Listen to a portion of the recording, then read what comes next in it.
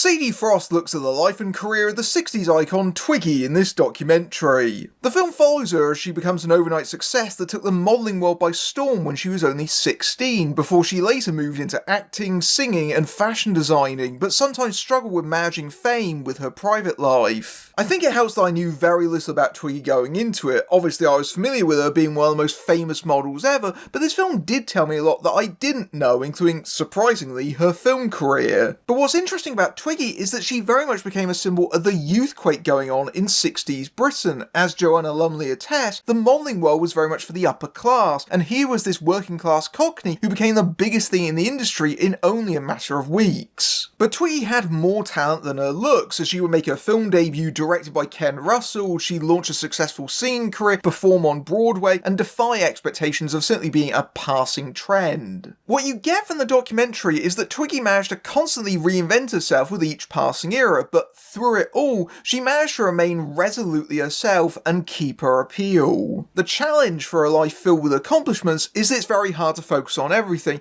and the doc touches on a lot of topics that I could have easily seen expanded. I think it's most engaging when it talks about her early fame, which was so overwhelming that it was scary, like when she had to be carried to safety as fans in America swarmed her. There's also the constant string of male interviewers asking a teenager demeaning questions about her size and appearance, like when Woody Allen intends to humiliate her and she manages to get her own back. The film brings in Brooke Shields and Sienna Miller as talking heads, who know a thing or two about fame at a young age and press intrusion, but they don't get a lot of screen time to add more of their own insight into what it's like to go through that. The film does offer some glimpses into the private Twiggy, especially her relationships, such as her first boyfriend and manager, Justin D. Villeneuve, who does not participate in this documentary, or her first husband, Michael Whitney's struggles with alcoholism, and there's a particularly bizarre and terrifying encounter with the notorious Phil Spector. But as Twiggy starts to work more sporadically in her later years, the documentary loses structure near the end and becomes a bitty collection of she did this, she did that. Mostly though, this is clearly a love letter, literally so when Twiggy's daughter talks straight to the camera about how much she loves her,